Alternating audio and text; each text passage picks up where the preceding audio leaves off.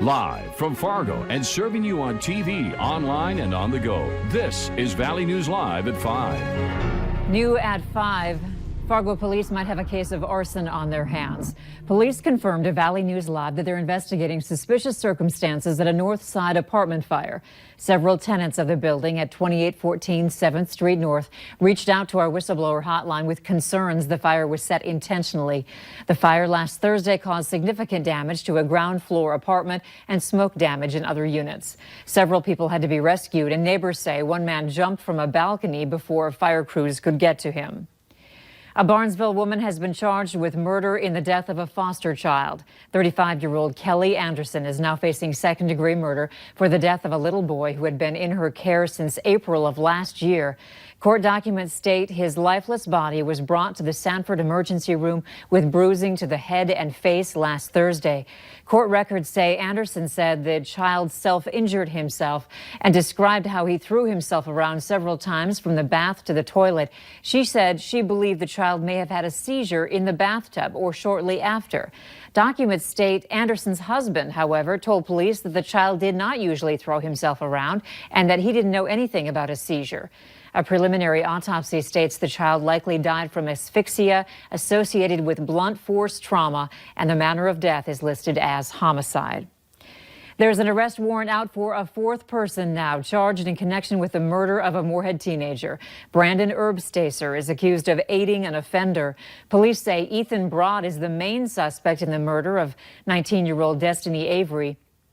Court documents allege he cut up her body and threw it in the trash. Avery's body was found in the Clay County landfill last week.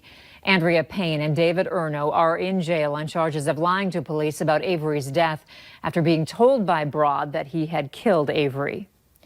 Minnesota has 214 new cases of the coronavirus and 14 more people have died from the disease. The numbers released today bring the state's death toll to 286, with a total of 3,816 confirmed cases statewide. 2 more people in North Dakota have died from the virus, bringing the death toll to 19. There are 75 new cases, which makes 942 people now having tested positive for coronavirus. The goal was to reduce the spread, which we did, and that was fantastic. Governor Doug Burgum announcing this afternoon that North Dakota's stay-at-home order expires this Friday, May 1st, allowing businesses to reopen. Not all the businesses we spoke to, though, say they're ready for customers to come back inside. Others say they'll take necessary safety precautions. Valley News Team's Joshua Peguero has more as Governor Burgum plans to discuss this topic more tomorrow. Henry Tang operates Pho Delicious in downtown Fargo. He says business is only at about 10% of where it was before the coronavirus pandemic. Our menu is like a soup base, hot soup base, so taking home is not have the same experience as sitting down, you know. Tang says when he's allowed to finally open his lobby, he'll separate seating arrangements to give people 6 feet of distance. Our plan is just set the customer alternate tables, so make sure they not close together. But he says he wishes things would get back to normal. Tang has applied for federal help and has not gotten any of it yet. The same goes for Mandy Morton. She, along with her husband, own and operate GP's Greek Kitchen along 32nd Avenue. She says they're still waiting for federal help. Yes, the phones are ringing to place orders, but it's not enough, and it's not the business we had before coronavirus. This is definitely hitting hard for us. Morton says they're relying on federal guidance before reopening the lobby. We cannot see a spike up and down, up and down. It needs to be that drastic, that 14-day decline. In an email, Fargo Mayor Tim Mahoney says his office is relying on guidance from the governor on how to reopen businesses. I would take the necessary recommended precautions just to be safe. But when you are stuck inside, it's really hard to deal with. Both say they would do whatever needs to be done to protect themselves against getting COVID-19.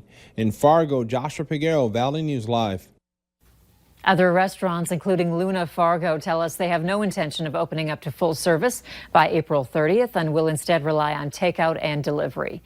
We've been having a beautiful Monday, and let's enjoy it before the weather changes, right? Let's head over to Hutch's house for an update on this evening. Hutch? Andrea, thank you so very much. Wonderful temperatures. Once again, 70 degrees here in Fargo, 63 for Babe the Blue Ox in Bemidji, and out to the west, we're near 70 as well. Devil's Lake, 65 degrees. High and dry are the conditions across the valley, and as we take a look at your sky cam right now, no clouds to be concerned about this evening for any of us. Your planner for Fargo, temperatures slipping into the mid-60s for the evening, then 50s overnight, with changes beginning in the overnight hours and by morning. So get out and enjoy while you can. 63 degrees for your temperature this evening at 7 o'clock in Grand Forks. Now, coming up in a bit, we do have a hitch in the giddy-up in our planner forecast. It begins tomorrow. Thunder and rain in the forecast. I'll spell that out in hour-by-hour detail, but a hint, it doesn't last forever, and spring does return. Andrea? All right, thanks, Hutch. A Jamestown woman is in jail after a stabbing and a standoff with police. Police got a call late last night from a woman who was injured and barricading herself in a bedroom with a baby. Officers were able to get them to safety, but the suspect, who the victim knows, holed up in another part of the apartment and threatened to harm herself. Police say they shot 47-year-old Nicole Bear King with a non-lethal projectile when she walked toward them with a knife. She was arrested for aggravated assault and terrorizing. The stabbing victim was not seriously hurt. A 20-year-old woman is being treated for serious injuries after being sideswiped by a semi in the Northern Valley. The North Dakota Highway Patrol says the semi-driver was heading to a Grand Forks industrial park off of I-29 around 11 last night when he says the woman ran into his truck. The semi-driver wasn't hurt and is not facing any charges. There are some troubling signs emerging that indicate Americans are easing up when it comes to social distancing. Experts even have a name for it now: quarantine fatigue.